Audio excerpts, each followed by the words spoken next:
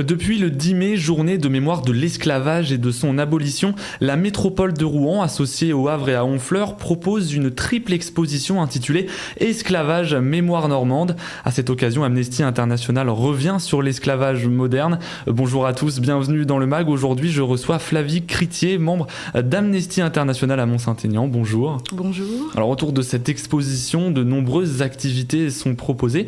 Quelle est votre contribution à Amnesty ? Notre contribution à Amnesty a été de rappeler l'état des lieux du monde aujourd'hui sur l'esclavage qui existe encore, parce qu'on a le sentiment que l'esclavage n'existe plus. Même si plusieurs pays ont aboli l'esclavage, il continue d'exister sous plusieurs formes aujourd'hui. Est-ce que vous pouvez nous dire un petit peu qu'est-ce que l'on peut retrouver dans cette exposition, en quoi elle consiste ? Dans cette exposition que nous avons faite, nous avons rappelé quelques exemples d'esclavage existants aujourd'hui, avec ses différentes formes. L'esclavage séculier en Mauritanie, par exemple. La Mauritanie, qui est un héritage laissé par les Berbères et les Maures avec les populations noires aujourd'hui, qui persiste encore, au point que justement plusieurs personnes sont aujourd'hui discriminées totalement en Mauritanie, malgré l'abolition en 1981 par l'État de Mauritanie. Cette situation persiste encore, malheureusement. Tout à fait, parce qu'aujourd'hui, l'ONG Walk Free estime à 50 millions le nombre de personnes victimes d'esclavage moderne partout dans le monde. Est-ce que vous pouvez nous dire les différentes formes que peut prendre cet esclavage ? Les différentes formes de l'esclavage moderne, c'est la question du travail domestique, c'est le travail forcé, particulièrement, les mariages forcés aussi, parce que l'Organisation internationale du travail estime effectivement que la grande forme de l'esclavage forcé aujourd'hui, c'est les mariages, et les populations les plus vulnérables qui sont touchées sont souvent des femmes, des populations migrantes et des enfants. Donc, obligés de travailler, l'enrôlement des enfants, par exemple, qui deviennent des enfants soldats avec des guerres. Et pourquoi les femmes et les enfants sont particulièrement touchés par l'esclavage ? Quelles sont les causes qui les y amènent ? Plus il y a des inégalités qui évoluent, on se rend compte que la précarité de la situation de la femme... Tout à l'heure, on fait un parallèle d'ailleurs avec les inégalités de genre des femmes. Elles subissent aussi justement des difficultés économiques telles que aujourd'hui, et quand elles migrent, parfois elles sont la cible privilégiée des prédateurs, de toutes ces personnes qui profitent aussi justement de l'économie de l'esclavage. Parce qu'il faut savoir qu'il y a près de 150 milliards de bénéfices illégaux de ce crime contre l'humanité. Et quelle est la forme d'esclavage la plus répandue dans le monde ? Est-ce que chaque pays met en place un certain type d'esclavage ? En quoi ça consiste ? Comment ça fonctionne ? Mais le travail forcé est beaucoup répandu. Et puis on a aussi l'esclavage sexuel, qui est très très répandu également, et qui touche vraiment toutes les populations, les femmes, et particulièrement les mineurs aussi, dans beaucoup de pays. Alors, dans quel pays retrouve-t-on le plus de victimes d'esclavage ? Parce que c'est un phénomène mondial. Est-ce qu'il y a des pays où les gouvernements laissent faire, voire organisent l'esclavage ? Je pense notamment au Qatar, lors de l'organisation de la Coupe du Monde de football 2022. Oui, le Qatar, mais aussi le Liban. Sur le travail domestique, et en tout cas sur l'esclavage domestique. En tout cas, nous avons mis en lumière avec Amnesty cette situation des travailleurs migrants au Qatar, et des travailleuses aussi, parce qu'on n'a pas parlé des travailleuses migrantes beaucoup, mais aussi parce que là, encore une fois, c'est des personnes qui sont sans droit, et l'État laisse faire, en dépit des textes de loi qu'ils auraient pour essayer d'améliorer la situation de ces personnes en 2020. Rien n'a vraiment changé dans le rapport d'Amnesty 2022, on le redit à nouveau. Alors, vous évoquiez tout à l'heure un aspect économique. Est-ce que c'est la seule raison pour laquelle les États laissent faire cet esclavage ? Je crois que c'est profondément ancré dans le fonctionnement de certaines populations aussi.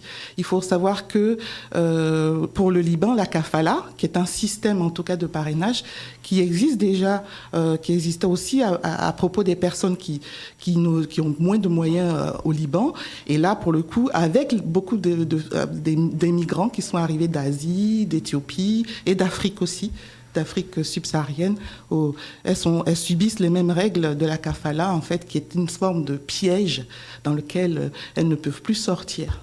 Et comment l'ONG Amnesty International essaye de lutter justement contre toutes ces formes d'esclavage ? Depuis plusieurs années, Amnesty a documenté justement la question du travail domestique, et on a fait des pétitions, on a mis en place des pétitions qui ont amené quelques réformes au Liban.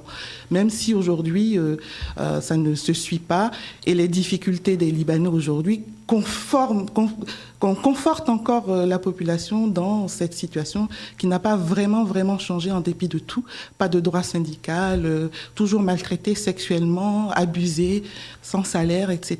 Tous ces domestiques au Liban sont en très grande difficulté encore aujourd'hui. Alors, vous parlez du Liban, c'est vrai que l'esclavage moderne touche tous les pays. La France n'y échappe pas avec un taux de victimes estimé à 2 à 3 pour 1000. De quel type d'esclavage il s'agit ?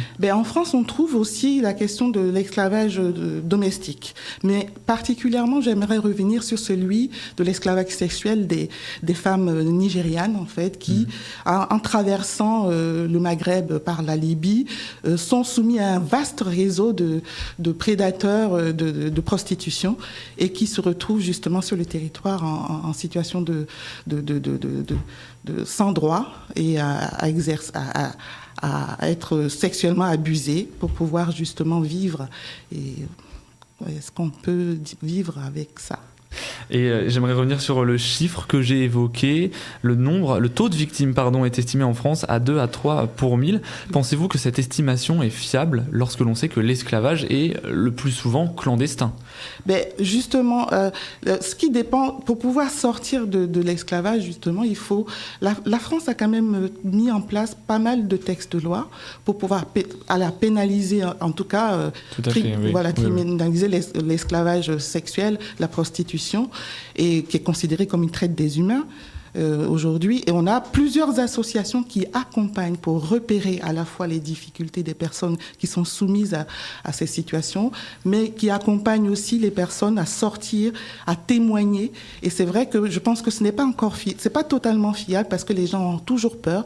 C'est la contrainte, la souffrance et la peur. Et la question des Nigérianes est liée aussi à tout un réseau qui tient depuis le pays d'origine, en fait. Et depuis le pays d'origine, on fait pression sur les familles de ces femmes nigérianes. Alors comment on peut lutter contre ce phénomène ? On lutte parce qu'on éduque aux droits humains, on forme les professionnels du travail social, parce que toutes Amnesty International documente, mais aussi d'autres acteurs interviennent avec nous sur ces questions-là dans le travail social, le planning familial, etc. On a un collectif qui existe aujourd'hui avec 28 associations contre la traite des êtres humains, et ce collectif met en place des outils. Alors, j'aimerais évoquer un autre sujet, un autre pays, la Chine. Est-ce que vous pensez que les consommateurs européens ont une part de responsabilité dans le travail forcé mis en place dans ce pays ? Écoutez, la question de la responsabilité, c'est d'abord, avant tout, avoir la connaissance de ce qui se passe, s'informer. On a une responsabilité à s'informer sur ce qui se passe véritablement, sur le circuit des produits qui arrivent. Et de plus en plus, ce travail est en train d'être fait.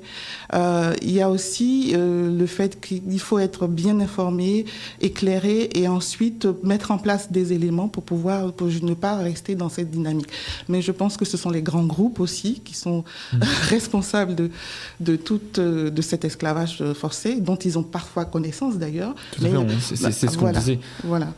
Donc, allez-y, pardon. Ce que je veux dire, c'est qu'aujourd'hui, pour des raisons économiques, on regarde à côté ce qui se passe ailleurs. C'est pareil dans le cadre de la pêche thonière. L'Europe n'est pas à l'abri d'avoir permis des choses qui font que des familles sont en très grande souffrance partout en Chine et en Asie. Alors, vous êtes membre d'Amnesty International à Mont-Saint-Aignan. À l'échelle locale, qu'est-ce que vous mettez en place ?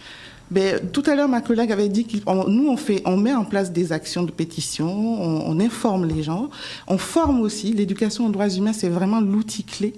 l'outil clé pour les adultes et pour les jeunes, pour pouvoir justement leur donner à voir ce qui se passe à côté, pour repérer ce qui se passe aussi, surtout en France. Donc le plus important, c'est d'informer la population. Merci beaucoup Flavie Critier d'avoir été avec nous sur Sensation. Je rappelle que vous êtes membre d'Amnesty International à Mont-Saint-Aignan. Pour suivre l'actualité d'Amnesty International, rendez-vous sur le site amnesty.fr.